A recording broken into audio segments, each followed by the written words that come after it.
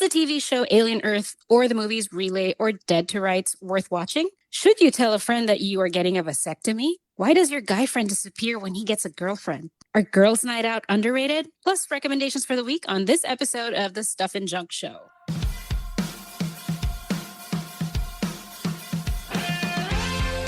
Welcome to the Stuff and Junk Show, where we talk about the stuff and your junk. Welcome to the Stuff and Junk Show, where we share our opinions on random subjects from interesting news, social topics, pop culture, our likes and dislikes, things you've seen, heard, or read, what we did, and what we do. You know, stuff and junk. Hello, my name is Albert. My name is Ruthie. This is John. This is Anna. And if you listen to the end of yesterday's episode, or the previous episode, Albert has a migraine, and this is where I'm going to hand the show over to the three of them. Go! You guys have anything to say? What were we supposed to do? Oh, It's our bye-bye. 5 minutes of heaven. Oh. Or 7 minutes of heaven. If you guys don't have anything, I'll just mention my thing. My thing is it's 100 degrees in LA for last week and stuff, so nothing really happened in my life. I'll just mention some TV shows and movies I've seen recently, give a quick little review and stuff like that. That's it. Simple and short and to the point. I'll start with the new FX series, the Alien Earth. It's the first time Alien has come to our television sets. Have any of you been watching it? It's been 3 episodes so far. I have to watch it because my man Timothy Oliphant is in it. Mhm. So He's great. I need to watch it. Yes. Just for people who don't know, the premise is basically aliens come to Earth. Basically, this ship crash lands, aliens are on board, hilarity ensues, and I've seen 3 episodes. I think they're fine. I think they're okay and stuff like that. Based on the Rotten Tomatoes and Metascore, I am sort of on the outside looking in because generally I think the critics seem to like it. My whole thing is I need my aliens on the movie theater, in the movie screens, apparently, because I like my movies with my alien story with a little bit of urgency, a little like, oh my God, we're all going to die if we don't, figure things out. You know what I mean? There's a little too much like philosophizing, a little too much blah, blah, blah in the TV show, but it's very watchable. It's something for me and my nephew to watch. So I'll give it that. So Alien Earth, that's my review. The other movie I saw this weekend is a new movie with Riz Ahmed. I don't know if you guys are a fan of Riz. Relay? Mm-hmm. Yeah. I want to see that. Yeah, it's a solid movie. I don't know if you guys know the premise. Basically, Riz Ahmed, like a fixer of a fixer. You get into legal trouble, you find Riz Ahmed and he'll get you out of it. But the catch is you don't meet Riz Ahmed and stuff like that in the movie and stuff like that. He communicates to his clients using a relay station. That's the title. Basically, a relay is like if you're hard of hearing, you type in what you want to say into a third-party call center, and they take that information and they transfer it to the person. You know what I mean? So he's basically the best part of the movie is that he played a very kind of smart character that kind of figured out like a loophole or like a soft spot in the system for him to do his business, to do this transaction, stuff like that. So all that stuff it's good. It's just solid, kind of like a thriller, cat and mouse kind of thing where the character's trying to figure things out, figure out what's going on and what's what. It's a good movie, solid movie. Relay on in your theaters, I guess. So there's that. The best movie I've seen recently is a Chinese movie called Dead to Rights. It's a dramatization of the rape of Nanking, or it's the massacre of Nanking, depending on there's different names for it and stuff like that. It's about a 6-week period during World War II where Japan took over or conquered Nanking, and for like a 6-week period, they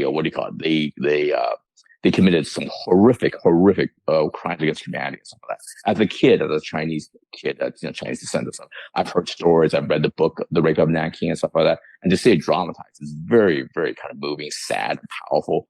But the thing that stood out to me about this movie is because it's a horrific thing, it's atrocity and stuff like that. But the point of contact for the audience, for you, the audience, is the art of photography. And they use photography to actually connect the Japanese culture and Chinese culture and stuff like that. One culture uses photography for one thing, the other culture uses for another. I'll let you guys see the movie to figure out how that plays out. And the other thing that stood out about this movie, again, it's called Dead to Rights, is the fact that China and Japan have been neighbors, obviously, for hundreds of thousands of years and stuff like that. You know what I mean? So China knows Japan and the culture very well, though they really hammer them as far as like Japan. I'm talking Imperial Japan. I'm sorry, I don't want fake Japan because it's like a broad thing. I would say Imperial Japan. They take shots in Imperial Japan and they're kind of bullshit sense of honor. You know what I mean? Because they know the culture will have they look at it very performative. You know what I mean? It's all kind of BS, all to honor Imperial Japan and the emperor and stuff like that, and nothing to do with humanity and love and care and stuff like that. So anyway, those are two standout things about that movie. So, and that's it. Those are 2 movies and 1 TV show. That's awesome. Yeah, Nice. short, simple, That's to a the bunch point. of. Yeah, Dead to Rights, Alien Earth, and then Relay. I'll watch them all now. My first topic that I wanted to talk about. So my. Oh, is it my turn? Yeah, go ahead. Okay, it's my turn. Okay.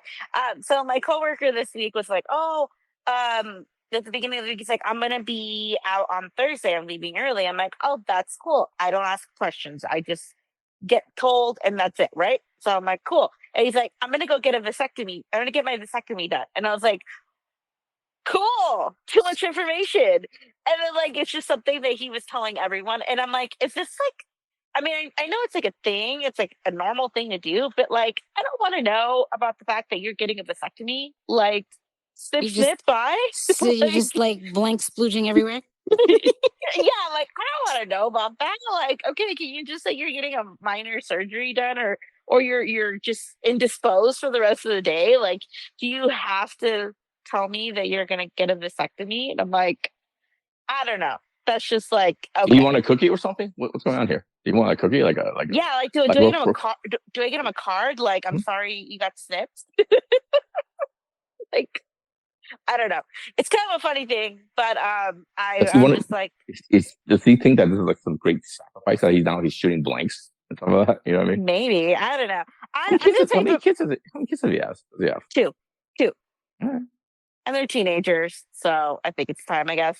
But for me, I'm just like, I'm never one to like pry. I don't care. Like, if you take your time off, you take your time off. I don't care where you're going, you know? Like, I don't ask questions. I'm like, oh, great. Like, is it vacation or sick time or like, you know, whatever it is. I'm like, I'm here if you need anything, let me know. We'll handle things when you're back. But, you know, just the full disclosure thing, it's like, oh my God. Like, that's just a lot of info for me, but it's fine. He's fine. He survived. He's okay. He's coming back into work on Monday. But then my next topic, is so we have a friend of a podcast who is now in a relationship, and I was joking to him I was that so happy for him. I saw that. And he does listen to the show, by the way. Shocked. So oh, he know. I told him. Oh, I told him I was going to talk about this. We were Okay. on the phone when I said, Congratulations. Congratulations. We're so happy for you. "Congratulations, Derek." That's, you know, the crazy thing is, so this happened at Anacon, which is my birthday. So conventions are wild, and this is my friend and my friend who are now dating each other. Oh, right on. Yeah. So I'm like, great. I'm in a throuple now. Well, you know, that's how it is. But I was making a joke with him because I'm like, oh, well, now that you have a girlfriend, I'm never going to see you anymore. Because guys also disappear. So, you know, it was nice knowing you. And he, you know, Derek's like, no, I'm not like that. Like, you know, I've been actively trying to make plans with you. I'm like, oh yeah, I forget. but like the joke is like now, like, you know, when you get a girlfriend, you're not gonna like remember your friends, because we have another friend of the podcast who I joke around with who has a girlfriend, and now we never hear from him ever. He just pipes in like every once a quarter. But he has a girlfriend, so he's too busy with the girlfriend. And that was like the joke. But Derek says, and let me say it on this podcast, Derek said it's not like that. He's still going to remember he has friends. So we will see in a couple months if Derek is still around. I don't know, Derek. You do say you're pretty busy all the time. I know. This but might now add he's- to your busyness. As long as he shows Right. up for the summer wager podcast, that's fine. Whatever. Just do your thing. Right. Yeah. No, I'm happy for it. No, really, legit. I'm happy. I'm happy for my Yeah. friends. I'm happy they found each other at my convention / party. So yay. Also, Derek, oh my God, like you knocked it out of the park. She is gorgeous. Right? It's like, okay, dude. A bombshell. All right. Right? Like, Yeah. Yeah. you are so- definitely punching up. Good for Yeah. you. How Happy. long has Derek known her? Because you guys, I mean, you guys were friends in a certain sphere, right? Yeah. So actually, the funny thing is they have known each other for quite a few years. The thing is that this is kind of like the first time that the stars have aligned for both of them, where both of them are single at the same Oh, time. So See, it kind of just people in friend zones can still get together. well, cause Derek is a gentleman. Like he's not going to pursue someone who's in a relationship. So he's always been like, if is she single? No, she's not single. Okay, then I'm not putting my attention towards it. The funny thing is, the reason why they had more time together to like get to know each other is because so after Anacon, we went to the club, and so it was me, Derek, the my club. friend, yeah, the club, my friend, and then my friend Vanessa. So me and Vanessa, so by the time we all got to the club, the drinks had hit us. So me and Vanessa went to the bathroom, and we had like, Ruthie, when you go to the bathroom and you have a moment, next thing you know, you're Mm-hmm. crying and hugging, you're like, I love you, Mm-hmm. all this stuff. So we had a moment. So because of that, we disappeared for 45 minutes. And Derek was like with her, and they got to hang out together and spend time together. And next thing you know, they're going on a date. So there you go. You're welcome, Derek, for having a Look moment at in that. the bathroom. And they say romance is dead. You know what I mean? What a love story. Right? It happens with the club. They found love on the dance floor. Well, no, they found relationship on the dance floor. Who says you can't find romance on the dance floor anymore? See, Right? this is why Right? kids need to go back to clothing. Exactly. You go to the club because that's where you're going to find your next girlfriend or boyfriend or Mm-hmm. something, whatever you are interested in, you will find it there. So there you go. There you go. Congratulations, Derek. Congratulations. I guess it's my turn. And per usual, I had something going in my head and now I'm completely blanking. But um girls' night. I want to talk about girls' night. I feel like girls' night is always talked about, but also kind of underrated. Um like Anna, you and I, like whenever I am in town, like we value like time with each other, and I feel like it doesn't happen often as often enough. Like I feel like it's hyped up because it's not normal. So like when a bunch of girls get together, like finally after months and months of planning, it's always like, oh, they're having another girls' night. Like, no, it's actually pretty essential, I feel, to like our mental health to get together, just with the girls, with nothing else in mind, with nothing else to do but to hang out with each other. Um, I've basically been having a bunch of like girls' days, girls' nights over the last couple of weekends, and I've seen that. I love it. right, and it's honestly like quite healing. It's like very mentally I feel I don't know how to explain it, but it's almost like I was looking at one of my friends yesterday and we were just like walking with coffees in our hands and both of our brains literally turned off to where we were just like walking and we're like, oh shit, where are we? Which direction were we walking to? Is this the direction towards the car? Because I don't remember where we are. And we both just started laughing hysterically because we were like, why is your brain off and my brain off at the same time? And that's just kind of like what we need because like we're always mentally on all the time because mental load and constantly worrying about things and constantly worrying about other people and constantly worrying about all the little things that need to get done. um it's I think it's important to make sure that you make time for your girlfriends, and I would totally fly over to San Diego if I could, and have a girls night. Actually, you know what, might do that soon. We should probably plan that soon. Oh my um God. right. Yeah. And yeah, I just like highly that's just my I guess like my recommendation for the day. And also one of the things that we did, me and my couple of my friends, was go to last weekend went to DC. This weekend we went to see a string quartet in a church on the Upper East Side, which was like super nice.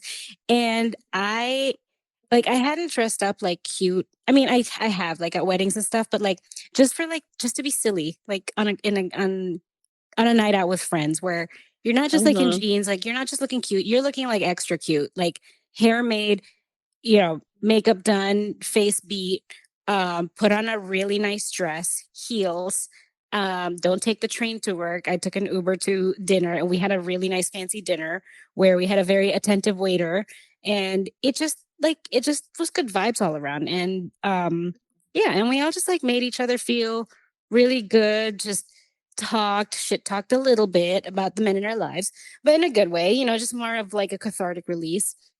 Um, and then went on to see the show.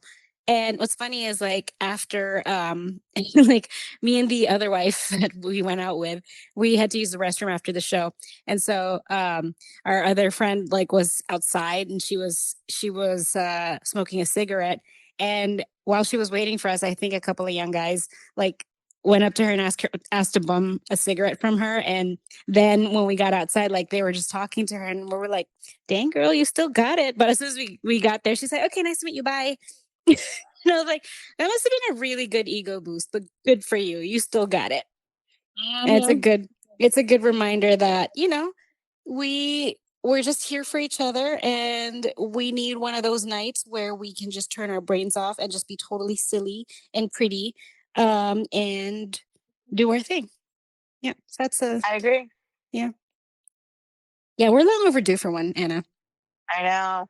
I think about that week that you were here, and like we hang out every single day, Mm-hmm. and it was so much fun. And It oh man, what a was. great time! What a great It time! was. And it wasn't even like over like R-rated or, crazy or anything like No, that. we It was were just like just a good hanging out. time. Like, yeah, Yeah, hanging out. Like we were kind of going bar hopping, but also not just like talking from place to place. It was really nice. it was a lot of fun. Yeah. I had my equivalent version of that, or boys' night out or boys' day out, and that ended up just being Disneyland. So whatever works. Hey, that's Hey, still whatever considered it boys. is, Yeah. yeah, boys' night. Yes. Okay. All right. There we go. Thanks for. Should I say something? I should say something. No, I'm not gonna say anything. I'm too tired. Okay.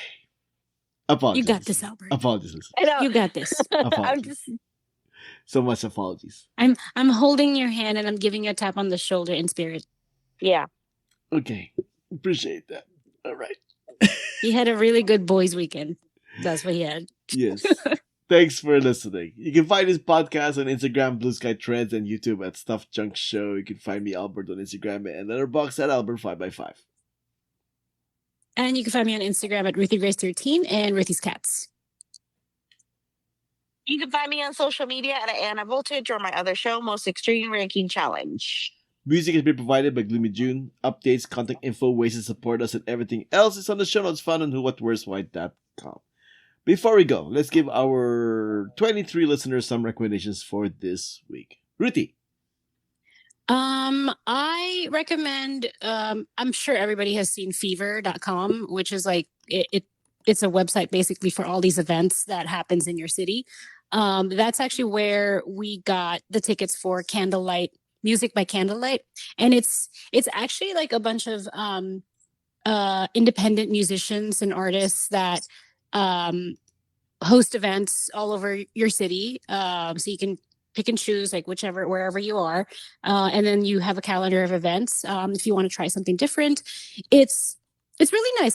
I've always kind of like seen it on social media. I've seen the candlelight music events, but I just never paid attention to it until this weekend. And I have to say, it was really well done.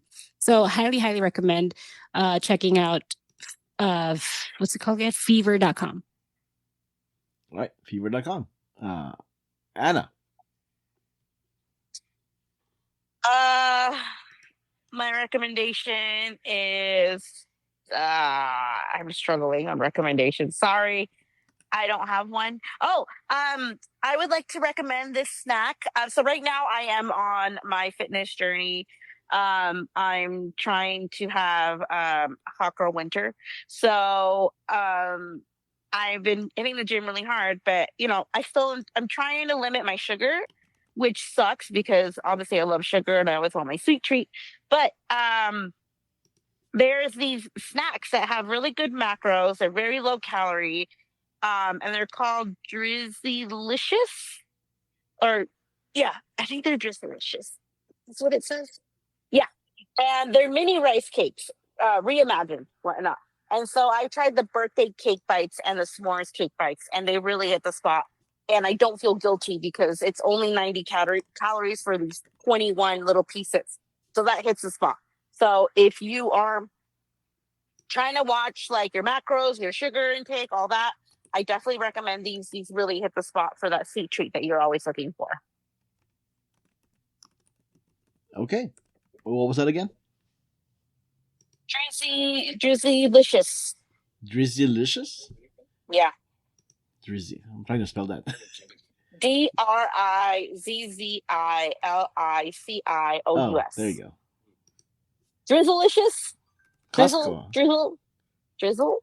Costco has it, huh? Costco has it. Ralph's has it. Whole Foods. Drizzylicious. Oh, there's a drizzylicious.com as well. There you go. Okay. Oh, I have a correction. It's not fever.com, it's feverup.com. Feverup.com. Okay. Let me change that here. Because fever.com takes you to something else. Oh, really? Oh, where does he go? Here. It's more like right up Jumming's alley. There we go. Oh, Fever Phone Stars. How it works? Let's see. How does it work? You can earn great money working right out of your home or apartment. All you need is a telephone and a personal computer, a charming voice, and lots of personality. Our mission is to recruit fantastic voice talent for several large social telecommunications companies. You pay nothing. You can start earning money within minutes of your approved application. Well, what did it do? What did it do? It's feverup.com, that's why. It's funny that you are doing this and yet you're dying on a migraine. Yeah, feverup.com. Click. Okay. And fever.com if you're curious. Or should it not be curious? But okay. Okay. My recommendation follows up from me talking about K-pop Demon Hunters on the previous episode. My recommendation is watch more movie musicals. And that's essentially what K-pop Demon Hunters was. It's a movie musical that happens to be animated. Because as it is, the difference between movie musicals and just movies that has songs is that in movie musicals, those songs are not just for the background. They tell you how the characters feel, think, and communicate. They're part of the story. They move the plot forward, all that stuff. So it's almost if there was this country that has this whole genre based on this. Whole country that has this genre. There's a country that has a genre that there's this whole. It's their entire movie industry. What's it called? Bollywood. All right, Bollywood. Yeah, Bollywood.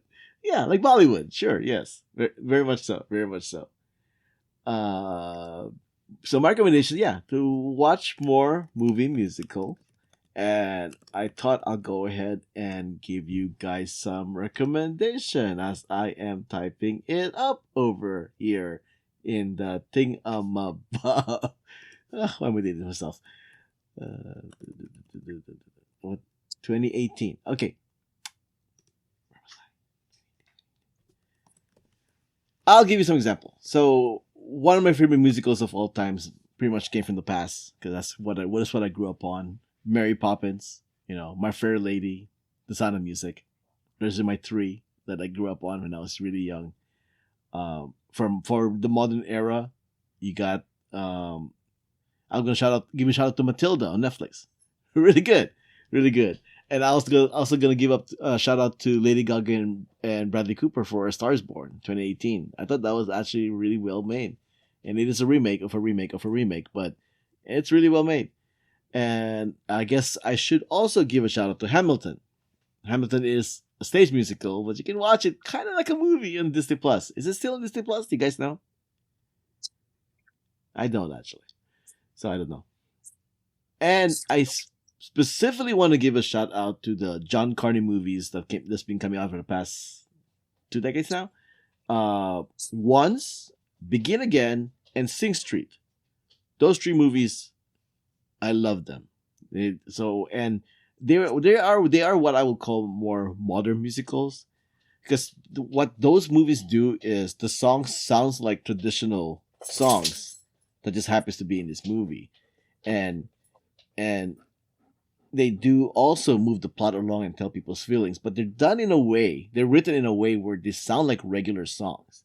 So it's like a twist between modern and traditional movie musicals. But I would recommend you people check those out. Once, which did win the Academy Award for the song they had, Begin Again, which has Keira Knightley singing and playing guitar, and she said she would never do that again.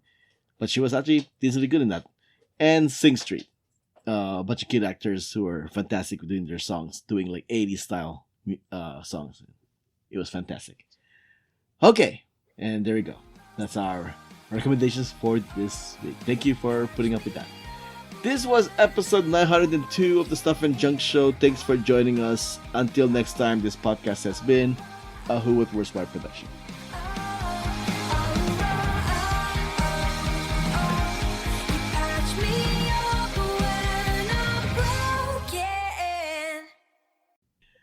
Ruthie, can you stay on? I want to talk to you about K-pop Demon Hunters before you leave. Okay.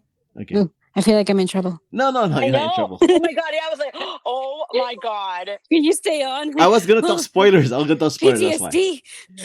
I was like, we need to talk. Like, are you gonna pull in HR with you? Ruthie, I'm gonna need you to hop on real quick right now. Albert, I've had enough corporate trauma. Don't do this to me. Yeah. That's scary. Like, Ruthie, can you stay Don't on? ever use those words again. Yeah. Hey, Ruthie, I would love to talk to you about K-pop Demon Hunters.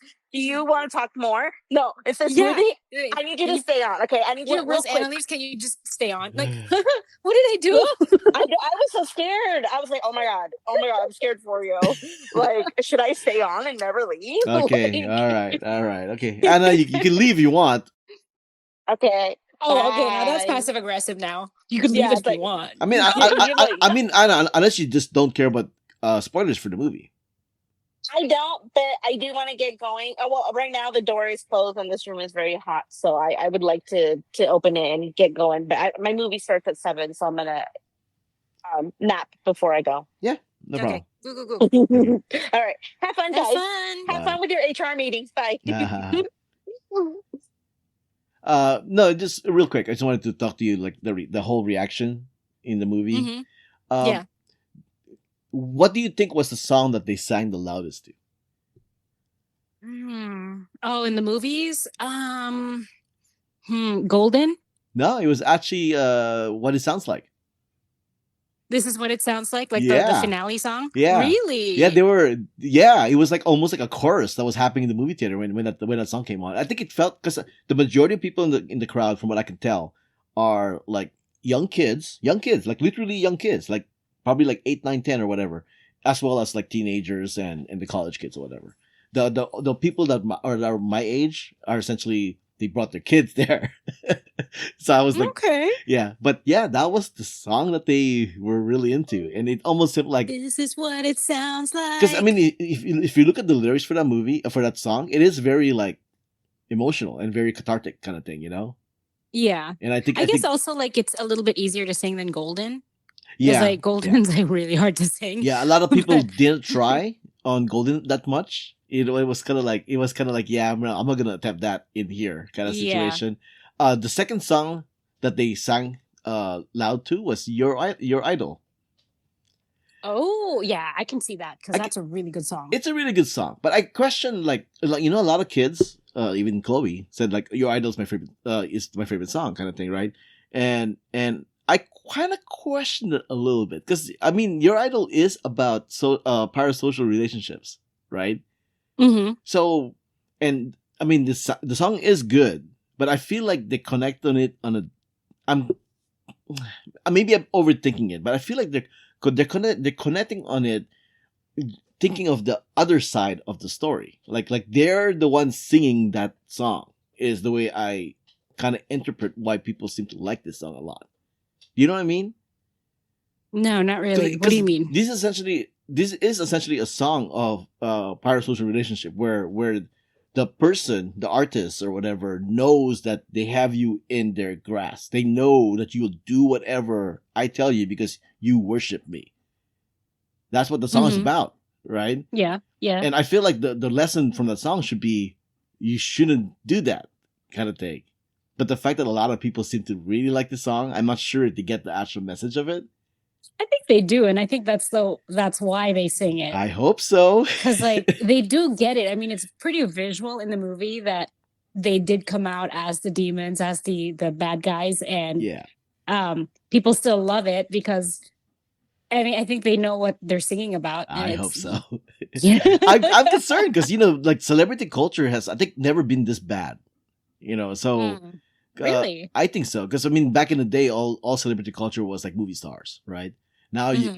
now it's beyond that. Movie stars, TV stars, social media, TikTokers, YouTubers. Mhm. There's so many. There's so many that people like quote unquote worship, and I feel like it's so unhealthy. So I'm hoping that's not the reason why they like the song because they want to see themselves on the other side of that coin where they're the ones that have the fans. They're the ones that is the idol kind of thing. Because I mean, in the movie, the song is your idol, like I'm your idol kind of thing. Yeah. So if you're singing it, you're looking at it from their perspective that I'm the idol and I'm talking about you kind of thing. I mean, I'm I guess concerned. it is. If you look at it dark enough like Yeah. that, where it's like, everybody does, especially this new generation, like Mm. everybody does want to be a TikToker, Yeah. influencer, Instagrammer, Yep. YouTuber, popular in some way, making enough money while doing that. So maybe they do connect on it, In that connect way. with it on Yeah. some level. Yeah, that's in my a concern. way. I feel like that's unhealthy, but I'm hoping I'm wrong. But I'm just being very pessimistic about that. Maybe you're being a little too pessimistic, Yeah. about it. And then But the third song that they really got into is Soda Pop. I mean that doesn't seem like I mean, of surprising. course, yeah. Um, Soda I- Pop is really good. yeah, I will say this though. It's like this is very female centric movie kind of thing. And I remember mentioning how like I haven't seen this kind of crowd reaction since Avengers Endgame, right? But Avengers Mhm. Endgame is very male centric, right? Captain America grabs the Thor's hammer and whatnot. People are like, yeah, kind of thing. Like it's like, I mean, because it's a superhero yeah, thing. kick Thanos' ass kind of thing. Right? But this one, it seemed like the reaction for a lot of them is when they like after they did the duet with Free, like people were clapped. They were clapping. They were clapping for like Aw. certain moments that it's it's not exactly what you would find in a superhero movie that people would be clapping. Like emotional Mhm. moments kind of thing. They were clapping to that. Kind of like this movie really was kind of like they connect to it emotionally. And which is not Yeah, the same yeah. thing as Avengers Endgame. Avengers Endgame was like people connect It's all to it. testosterone. Yeah, it's testosterone, but people connect to it because they have history with these movies. Like after 10 years, this is the conclusion, and you're being rewarded for sticking up with us, right? but for K-pop Demon Hunters, people are rewarded for understanding the feelings of these girls. That seems to be the thing. Oh, and speaking of feelings, every time Jinu was on the screen, people were like, Jinu, kind of thing. It was kind of crazy. Because everybody feels for him. Like Yeah. he's just a trapped soul, literally, Yeah, who just wants to do the right thing, but he needs to, I don't know, otherwise he dies. And eventually he does anyway. When you were young, did you ever have a crush to an animated character? Yeah, Gambit from X-Men. Gambit from X-Men. Yeah, but do you think it was? I don't think it was in this level though. I really feel like they think Jinu is a real K-pop No, idol. I don't think so. Yeah, I maybe think not, I it's like a suppose. typical, celebrity crush kind of on a fictional character. Yeah, it was amusing. It was amusing seeing all the girls kind of react to Jinu on screen because it is like that the whole.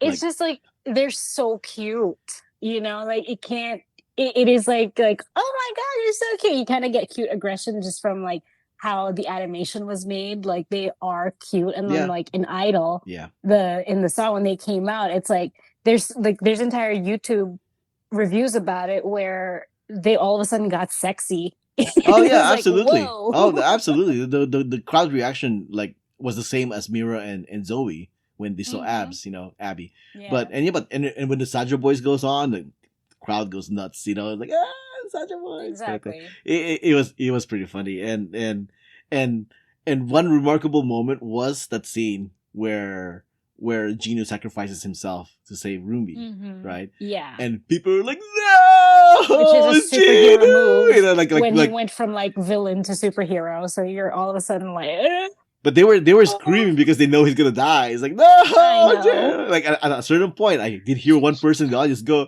"I love you, Jilu," you know, kind of thing. I mean, I have to say, when I was watching the movie and the first time that I watched it, Mhm. I could not, I just got sucked in within the first 30 seconds. And I Yeah. was not expecting that.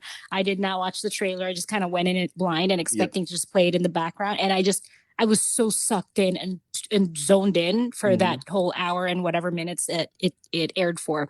It's, it just, I think, in combination of the popularity of K-pop coming to the US, popularity of all these K-pop band groups, and just becoming more and more part of mainstream culture, and then this movie coming out just at the right moment and having this kind of emotional connection to the current generation. I think it was just a like magic in a bottle. It's Yeah. just like one of those things that you could not time perfectly enough and could not find the right combination of actors, voice actors, singers, and music writers to write such like a perfectly timed chemistry, everything in one movie with current events, cultural events, and cultural phenomena is just like all in this one movie, like cultivating, and like this is like the pinnacle of it.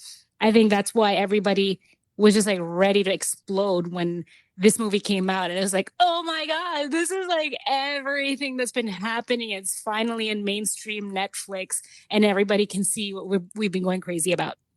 No, I agree. I agree. Although I'm pretty sure everybody in the theater already saw the movie. I know there are reports of some theaters where somebody never saw the movie and this is the first time because they'll have the reaction that we had when we watched it at home in the theater, and then apparently it's noticeable enough that some people will like kind of chuckle, oh, you just found out that kind of thing.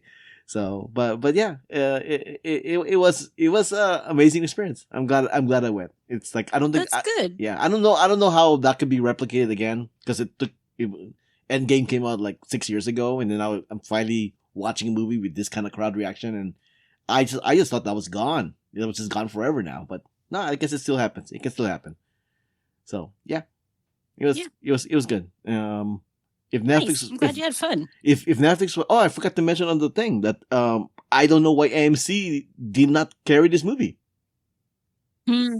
Yeah, it was like almost like AMC is just revolting against Netflix. Like, no, screw you, Netflix. You know, like we're not gonna show a movie Well, that is available at home. they just lost out on a bunch of income. Yeah, they did. They did. Like, there's reports of AMC employees going like, why don't we have this movie in our theater? It's like, what the heck? I'm probably like the movies are empty this weekend. What's going on? Yeah, I even noticed that like some of the couple of people to my left of me, they're not kids, but they're adults. They were doing the advertising for Regal Unlimited, and then they were like, oh yeah, this theater also has that subscription thing, kind of like A-list, kind of thing. So yeah, I think AMC might lose some people to Regal just from this experience. So it is interesting that AMC just did not think it was worth it to carry the movie, but here it is. Despite the fact that all signs point that this was going to make money. Mm-hmm. Yep. It's weird. It's weird. I'm just shocked. Mm-hmm. I didn't even know AMC didn't carry until I saw a post online like, why isn't AMC have any showtimes? And then this was like last week when I saw this. I'm like, huh? Like, how can AMC not even have this movie? And then I looked it up, like, wow, they really don't. It's all Regal and everybody else, but AMC. So They're just mad. I guess They don't want to change. You don't want to change, and I feel like this is the movie that like shows that the movie going experience is completely different, and that's what I mentioned in the podcast. But yeah, it was a fun experience. Yeah, and I was just also surprised that there were so many young kids, not just teenagers and college kids, which is what I expected was going to be the case. But so many young kids. These are like the future of moviegoers right here. I think the little girl in front of me, in the row in front of me, like when Gina died, he's like, I think I'm gonna cry. It was that kind of thing. Yeah, they were really tuned into the movie. I swear, it's kind of amazing. Yeah, even like that's awesome. Even like little things like a oh hi Bobby, like the audience will like chime in as well, and Hi, Bobby. Yeah, and even more so, people chanting couch, couch, couch, couch, couch. That was pretty funny. That's cute. Yeah. I feel like, yeah, it's cute. It's the thing. It's a really cute movie, and like it just brings out the inner child in everyone. I think Yeah. because like even with us, like we're definitely of a certain age Mhm. that, and we're still like really into these kinds of movies. Yeah. Was this one specifically because like it just really, I don't know what it hits, but it just like hits, and it's one of those things that you just can't explain, and you just like really love it at the end of the day. No, I think you kind of explained it in the beginning. Was that this is a very fine-tuned movie of what we like put into this one Mm. movie. Mhm. Because you can Yeah. argue the plot isn't unique, the characters aren't unique, everything about it is not really unique, short of the mashup of it all, right? Mhm. But it's done so well and effective, even though it has all these plot holes, right? People are talking about all Mhm. like what happened to that guy, what happened to this thing, and why would they do this? That didn't bother a lot of people. It's just a fun movie to watch because it's just so Mhm. well tuned to what it is, and yeah, and like people are starting to like create rumors. Like I think there's the deleted scenes from this thing because the second verse from Your Idol isn't in the movie, and then people's Oh. like, are they deleted scenes? And they go, not really. There are production decisions that they made. Like some certain things are not in the movie, but the director even said there's nothing deleted. They had it focused to this hour and 30-minute time frame, so nothing was really deleted. There's all these rumors like, oh, they did a scene of Gino and Rumi kissing, and I guess that was something they talked about, but they didn't really animate it. It's the kind of thing. Yeah, So yeah, that was a people, thing. That yeah, was a thing that they talked about that they didn't animate because I'm sorry, I think they wanted to open up a possibility for a sequel, and they didn't want it to be a romantic story. They wanted it to end up focusing on the romance between Gino and Rumi and make it more about Rumi's struggle, yeah. awakening and struggle and the girls coming together and really focusing on the task at hand rather than like making it into a romantic show, Well, you know. they still failed because all the girls in the theater was all about the romance.